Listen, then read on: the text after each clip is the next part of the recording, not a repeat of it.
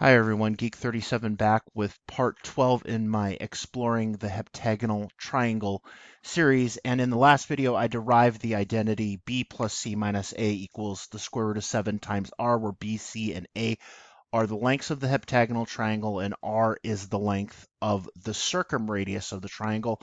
It is also the circumradius of the regular heptagon, and I have not included it in the drawing on the right because of space constraints. But what I do have over there, in addition to the heptagonal triangle, are the four Ptolemaic identities that I derived earlier in the series.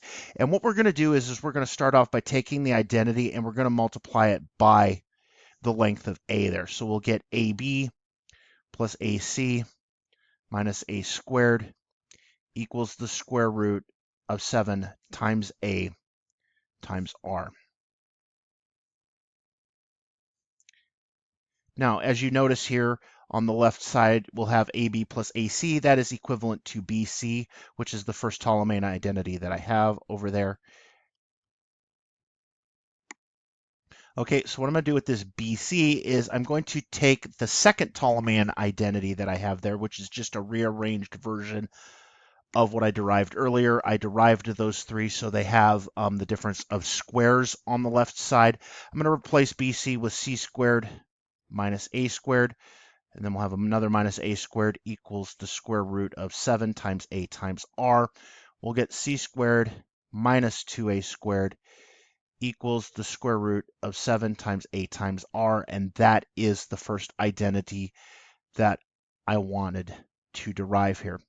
Not a very well-known one, but one that will play a role in another derivation down the line, specifically a trigonometric one. All right, let's go over to the next one.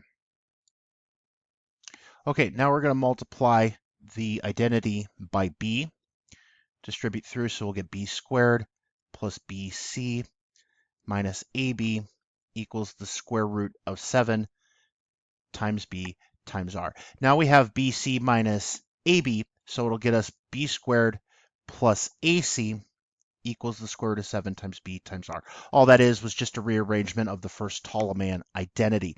Now what we're going to do is we're going to take the ac portion of the equation and we're going to write down the difference of squares related to it. So it's going to be b squared minus a squared equals the square root of 7 times b times r. We now have 2b squared on the left side minus a squared, and that will equal the square root of 7 times b times r, which is the second identity I wanted to derive. So we'll write that down. 2b squared minus a squared minus the square root of 7 times b times r. All right, and we'll derive the third one in the next part. All right, and this will be the last identity that I'm deriving. So what we'll do is we'll multiply the equation by c, and we'll distribute through. So we'll get bc plus c squared minus ac equals square root of 7 times c times r. And you'll notice how we have bc minus ac. I'm going to go c squared plus ab equals the square root of 7 times c times r. And that a minus b here, we'll put in plus c squared minus b squared equals square root 7cr. And then we'll get 2c squared minus b squared equals square root 7cr. And that is the final